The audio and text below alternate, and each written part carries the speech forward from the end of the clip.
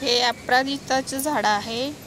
अपराजिताचं झाड असं सुंदर छान असं फुटलेलं आहे, पण त्याचे असे शेंडे ह्याचे कट केल्यामुळे झाड असं सुंदर असं पसरलेलं आहे। शेंडे कट केल्यामुळं झाडं जास्त असे फांद्या फुटतात। फांद्या फुटल्या की त्याला फुलं जास्त क्वांटिटीमध्ये लागतात। त्याच्यामुळं ह्या झाडाची आपण अशा फांद्या आपण ते शेंडे असे खुडून घेतलेले आहे। शेंडे असे खुडले की असं छान झाड फुटतं आपलं। नाहीतर बेल असती, झाडाचा वेल असतो तो असा नुसता पसरत राहतो।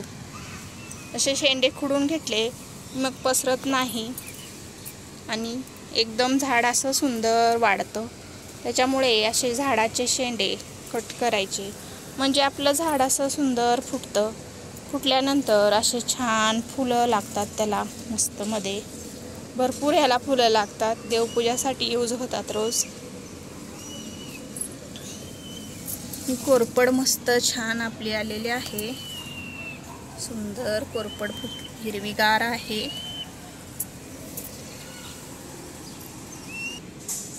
हे आपलं मिरचीचं झाड आहे, छान आत्ताच आपण लावलेलं होतं, मोठं झालेलं आहे। त्याला मिरच्या पण लागायला चालू झालेल्या आहेत। हे मिरचीचं झाड मस्त मोठं छान, आपण ह्याला 2-3 वेळा याची पिंचिंग केली होती, म्हणजे शेंडे खुडले होते। त्याच्यामुळे असं झाड फुटलं, फांद्या त्याच्या जास्त प्रकारात वाढल्यात। त्याच्यामुळं जास्त अशा फांद्या वाढल्यामुळे जास्त फांद्यांना मिरच्या जास्त आपल्याला मिळतात। त्याच्यामुळे फांद्याच्या शेंडे कट केले तर मग झाड आपलं सुंदर फुटतं। तर छान अशा मिरच्या भरपूर अशा लागायला चालू झालेल्या आहेत। हे आपलं गुलाबाचं झाड आहे, याला कळ्या छोट्याशा याबोली कलर आहे। फुटले हे पण छान असं फुटायला लागले, मस्त असे फांद्या फुटायला लागले, त्याच्या फुटून मस्त असं छान कळ्या येत आहेत। भरपूर कळ्या लागलेल्या आहेत, 1, 2, 3 आणि 3-4 कळ्या आहेत मस्त। याची छोटीशीच आहे, मोठ्या 3 आहेत। छान असे पावसामुळे झाडं छान सुंदर फुटायला लागलेत। हे आपलं कुंदाचं झाड आहे, छान असं फुटलेलं आहे। त्याच्या मुळ्या खूपच अशा वरती आलेल्या आहेत।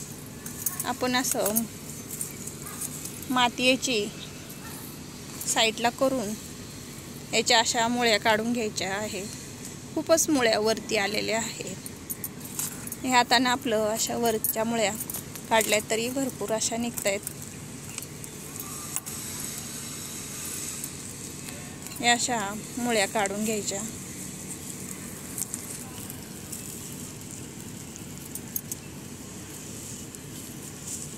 माती अशी भुसभुशीत आहे, पाऊस पडतोय त्याच्यामुळं रिमझिम पाऊस चालू आहे। आणि आपण आता पाणी नाही दिलेलं, सकाळपासून बी पाऊस चालूच आहे, त्याला पाणी नाही दिलेलं।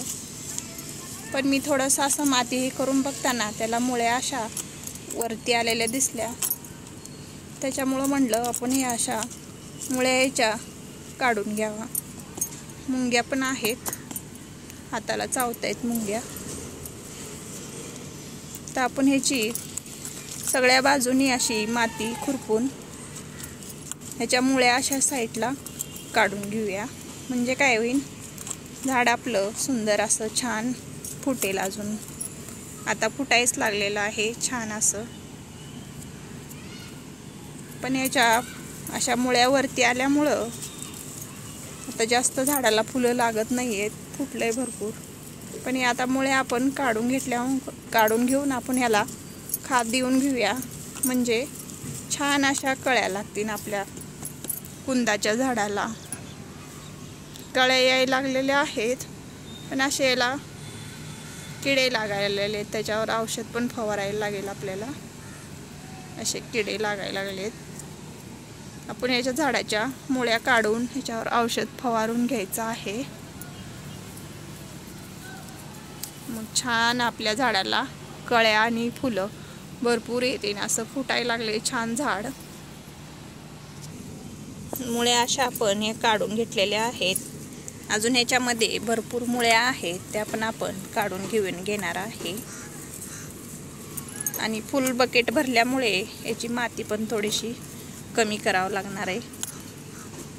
तर आपण हे माती कमी करून घेऊया आणि याच्या मुळ्या साईडला काढून घेऊया. आपण हे झाडाच्या मुळ्या काढून घेतलेल्या आहेत आणि आपल्या ह्या झाडाच्या मुळ्या आपण कमी बी केलेल्या आहेत. पाऊस येत असल्यामुळे व्हिडिओ काही काढता येत नाही. आणि आपण याच्यातली माती पण कमी केलेली आहे. मुळ्या पण आपण याच्या भरपूर अशा काढलेल्या आहेत.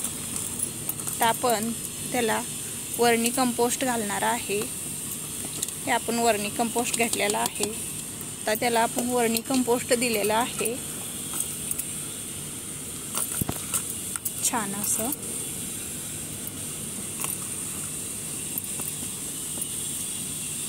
पाऊस खूप येत असल्यामुळे चला वर्मी कंपोस्ट आपण देऊन घेतलेला आहे. मातीमध्ये मिक्स करून घेतलेला आहे. तर ह्याच्यावरती आपण पाणी घालून घेऊया. वरती अशा मुळ्या पण दिसत आहेत, त्याच्यात आपण काढलेल्या आहेत तरी पण. तर आपण ह्याला पाणी देऊन घेऊया. फुल हे तोंडापर्यंत अशी माती याची झालेली होती, त्याच्यामुळे आपल्याला खत पण देता येत नव्हतं. त्याच्यामुळं त्याची आपण माती पण कमी करून घेतलेली आहे.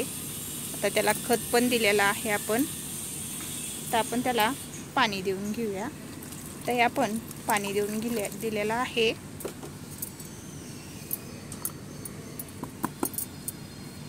व्हिडिओ आपला आवडला तर लाईक करा, शेअर करा, सबस्क्राईब करा आणि छान छान व्हिडिओ आपले बघत राहा. धन्यवाद.